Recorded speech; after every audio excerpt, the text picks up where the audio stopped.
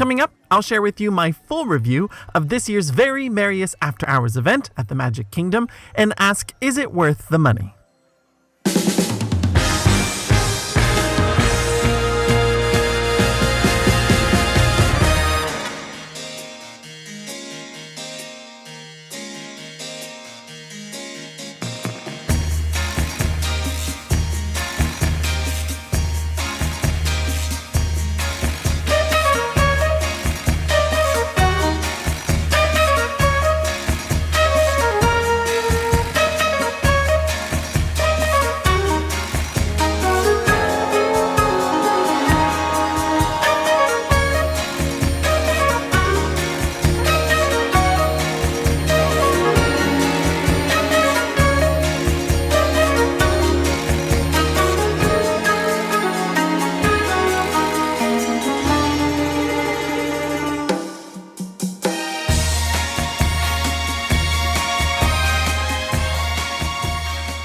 Today's episode of Beyond the Kingdoms is proudly sponsored by SmallWorldVacations.com, authorized Disney vacation planners. Their team of knowledgeable agents have been creating the magic for over 20 years, and they can book your next trip to Walt Disney World. Just visit their website to get a free quote. Small World Vacations, where the magic begins.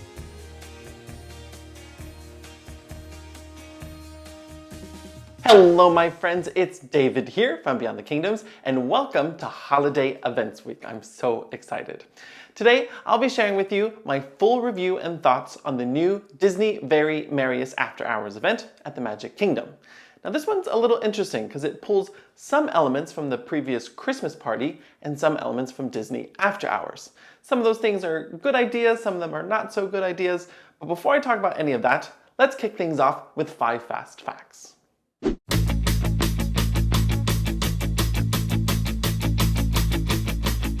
Very Merriest After Hours takes place on 27 select nights from November 8th to December 21st, usually on Sundays, Tuesdays, Thursdays, and Friday nights. There are plenty of tickets left for the month of December, but the final 2 nights, that's December 19th and 21st, have completely sold out. Now, unlike the previous Christmas party, this event officially begins at 9 and ends at 1 in the morning, so you only get 4 hours of holiday party time. But guests with an event ticket can enter the park as early as 7 p.m. You don't need to make any theme park reservations, and I'll have more details on the entry procedure later. Now, during those 4 or 6 hours, you can practically walk on to 22 rides at the Magic Kingdom. The only offerings closed are the major animatronic shows like Carousel of Progress and Mickey's PhilharMagic.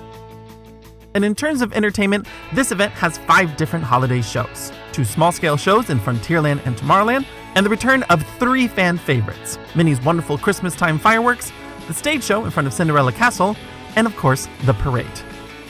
And for our final fast fact, we have the price. Now, I'm not going to sugarcoat this. This event is very expensive. Tickets start at $169 and go all the way up to $249. Which begs the question, is it worth the money? Well, to figure that out, we have to explore a little bit deeper. So I first want to stipulate that I indeed paid for my ticket just like everybody else to this event. I was not hosted by Disney or anyone. And that's a rule I like to stick to because it really helps me gauge the true value of an event and share my thoughts with you guys. Now, I went into this one a little nervous because the price was really steep. I had to kind of make some adjustments to other offerings that I would cover and cut them to make this one happen. And I did have to manage some of my expectations because I quickly learned that Disney did scale back a few offerings, like the characters.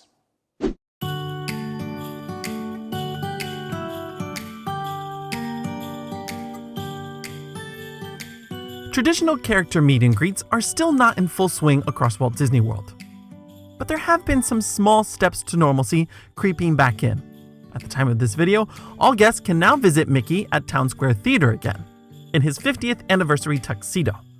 You can do this both during a regular day at the Magic Kingdom and at Very Merriest.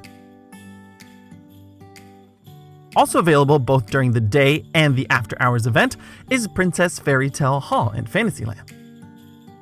Just like we've seen in the past, there is one line to meet Cinderella with Elena,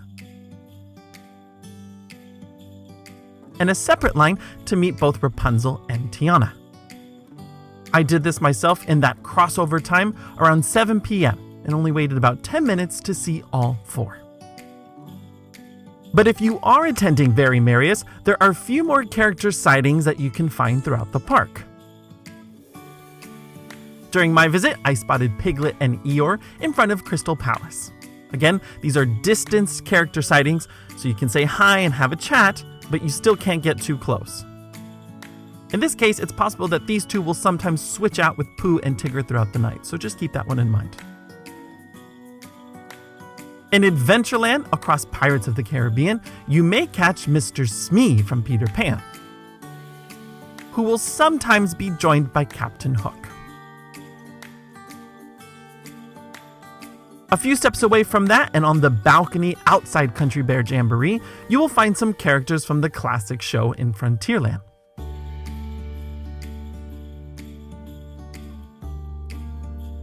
And then moving on over to Fantasyland, you may find Tweedledee and Tweedledum just outside Mad Tea Party. They're always a silly pair during the holidays. And fans of Project 626 will spot Santa Stitch at the Rocket Tower Plaza stage, just across the entrance to the People Mover. Now, sadly, I have to admit that I found no PhotoPass photographers at any of these locations. If you want a picture, you'll just have to do it yourself with your own camera. But there is one opportunity to get a good family photo that's exclusively at this event. Over at the Liberty Square gazebo, guests will be able to meet Santa Claus himself. And unlike the other characters, this one is very close to a traditional meet and greet. There's a bench in front of the gazebo where a PhotoPass photographer will snap your picture, and you can actually spend some one-on-one time with Santa.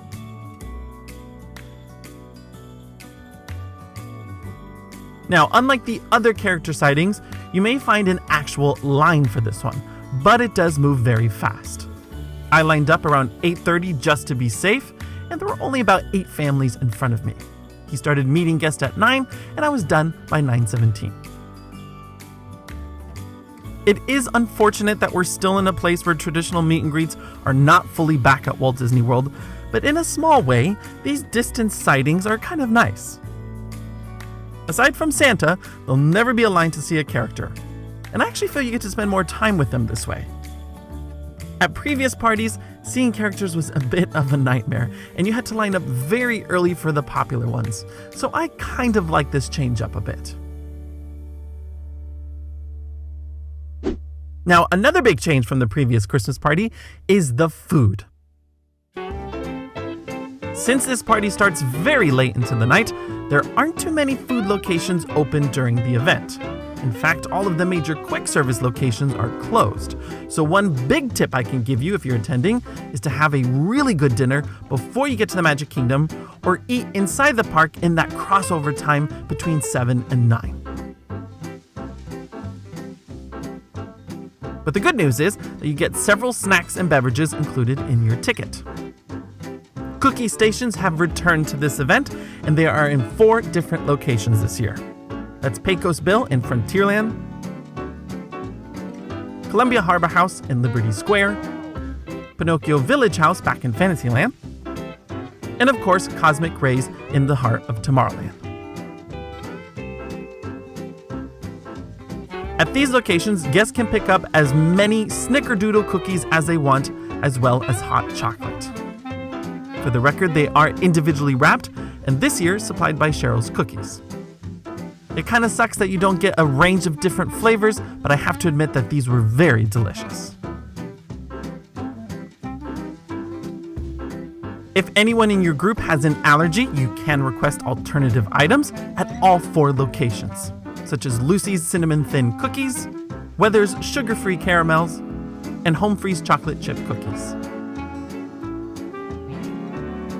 But this event also pulls a few food features from previous after-hour events we've seen. Dotted throughout the entire park, you'll find stations where you can pick up unlimited popcorn, Mickey ice cream bars, soda, and bottled water. All of them are included in your event ticket. Considering the high price mark, this is a very welcomed addition. But of course, there'll always be a few specialty food items that you can purchase during the event. For this year, there are only 4, and sadly, I didn't have enough time to try any of them. But I can tell you where you'll find them. There's a gingerbread almond cake pop and a peppermint iced coffee float over at the Golden Oak Outpost in Frontierland. This is just outside Pecos and kind of next to Splash Mountain. There's a ginger apple funnel cake at Sleepy Hollow Refreshments in Liberty Square. And the Orange Bird Churros, which surprisingly is not in Adventureland. It's actually at one of the popcorn stands near the hub. My sources tell me that the Orange Bird Churro is the most interesting and the fan favorite. So give it a try and let me know what you think. But let's finally talk about entertainment.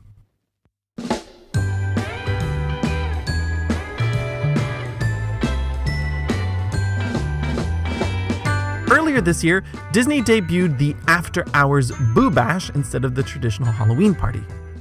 And there were a lot of mixed feelings about this one. A lot of guests complained about the fact that there were no major entertainment offerings. And it was actually one of the major reasons why I myself didn't go and cover it. But for Very Merriest, Disney announced a return of holiday fireworks, the stage show, and the iconic parade, which was the one deciding factor for me to check this event out.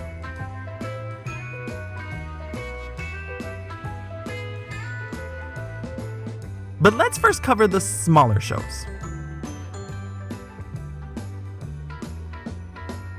Over in Frontierland, also on the balcony above Country Bear Jamboree, you'll find the Reindeer Wranglers, a trio of country singers playing holiday tunes throughout the night. This is a really small and somewhat mellow show that takes place 4 times a night at 9:25, 10:30, 11:40, and 12:35. They play really long sets, around 20 minutes each, but it's an easy show to catch before the parade or in between your favorite activities.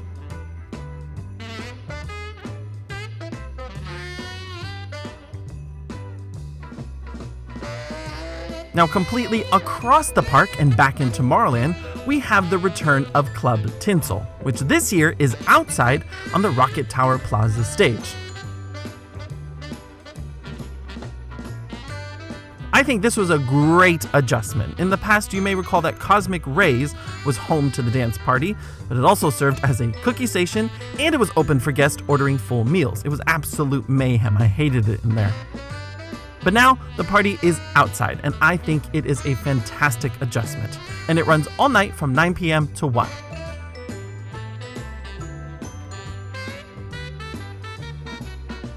It's a great way for the little ones to blow off steam and dance with Santa's Stitch.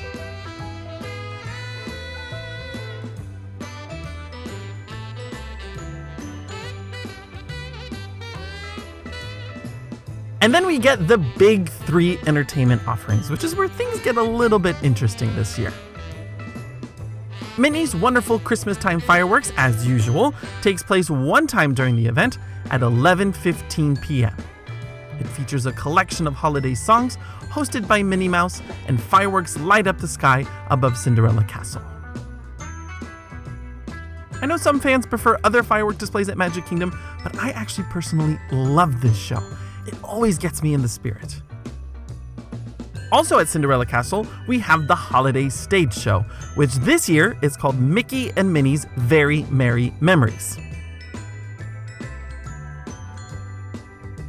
It features a collection of characters singing musical numbers from previous stage shows that ran at different Christmas parties. So it's a little bit different from 2019, but my personal favorites have all come back, like Clarabelle Cow singing Mariah Carey's hit song, and the Three Caballeros covering Feliz Navidad. This show takes place 4 times a night at 9:25, 10:30, 11:45, and the final showing at 12:50 a.m. But let's now talk about the parade. Now, I have to admit, I have some mixed feelings about this. Mickey's Once Upon a Christmastime parade runs twice during the event at 9:45 and 12:05. Like usual, it starts in Frontierland, circles the hub, and heads all the way down Main Street. Personally, I love the Christmas parade at Magic Kingdom. It is usually the big highlight of the holidays for me.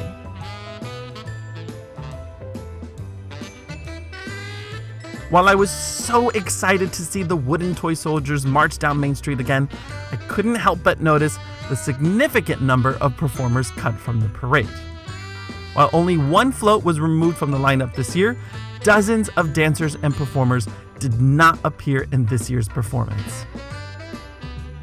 Now, I'm not clueless. I know the current state of things around the world and the company, but I just have to admit that I was a little bummed out.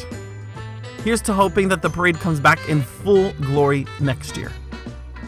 If you've never seen it, you may not notice this detail. It is still a very magical parade, especially when it snows on Main Street.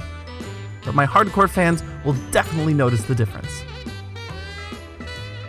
So with some of these cutbacks and the mega price increase, this leads me to my final thoughts about this event.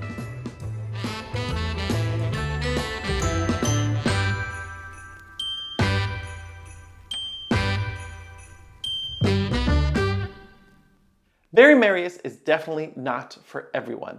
I sadly think that the high price point will mean that a lot of families who would normally go to the Christmas party as a yearly tradition will now start to cut it out. Now, if I didn't have a channel dedicated to the theme parks, I think I still would have gone to this event this year because I was really desperate for the holidays at Disney. It had been 2 years since I went to a Christmas party. And I think after going, I probably would consider not going in 2022 unless something really drastic changed.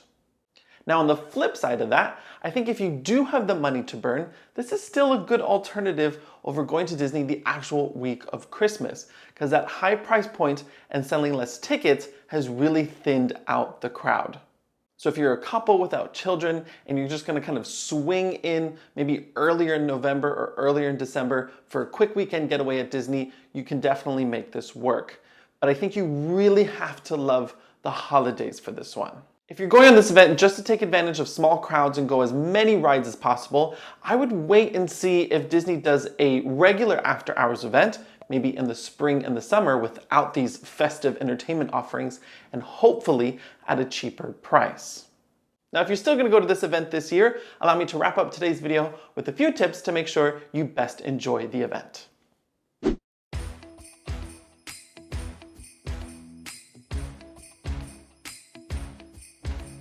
Like I said earlier, this event starts at 9 p.m., but you can get in at 7. And I say, for the high price, get every minute in that park that you can. You don't have to make a theme park reservation, but definitely get to the entrance a little before 7 p.m., maybe about 6:30, just so that you can be among the first party guests inside the park. Now, the entry process is hectic, I'm not gonna lie. After you pass those turnstiles, you will hit a very crowded Main Street. And that's because in previous years, guests could enter the park at 4 p.m., allowing that crossover time to be a little bit smoother. And in the past, party guests were also able to use the Main Street bypass to enter the park. This is no longer the case. When you enter at 7, you have to travel up Main Street and fight the crowds that are lining up to see the enchantment fireworks at 8 p.m. It's worth noting that in previous years, a party night would mean that there'd be no fireworks show for the daytime guests. So at this event, you can technically watch 2 fireworks shows. But when you're first entering the park, my advice is just don't stay on Main Street. Just try to get through that crowd and get into one of the lands as soon as you can. And once you do that, it will be very smooth sailing for the rest of the night. At 9 o'clock, you'll see a significant drop in crowds. And I spent those first 2 hours of the party just doing a big loop around the whole park, riding rides that I could get on, meeting characters, and grabbing cookies. Almost every ride was a walk-on. The only exceptions I saw to that was Peter Pan's Flight and Seven Dwarfs Mine Train. These were hovering around 30 minutes when I passed by them. Everything else was 10 minutes or less. And after I did my big loop around, I saved the big entertainment for last. With smaller crowds at this event, you can easily walk up to the hub about 10 minutes before the fireworks and easily get a great spot. I then watched the second parade and then the last performance of the stage show. And by the time I was done with all of that and a final few empty shots of Main Street, I left the park close to 2 o'clock in the morning. It was a very late night for me, but I did give myself plenty of time to sleep in the next day. So keep that in mind when you're traveling. So I want to know what you think. Do you think the price of this event is worth it? If you're attending Very Merriest this year and want to share your thoughts, leave a comment down below. And like always, feel free to ask any questions you'd like, and I'll be happy to answer them as best as I can. But until tomorrow, stay safe out there, and remember, if you can dream it, you can do it.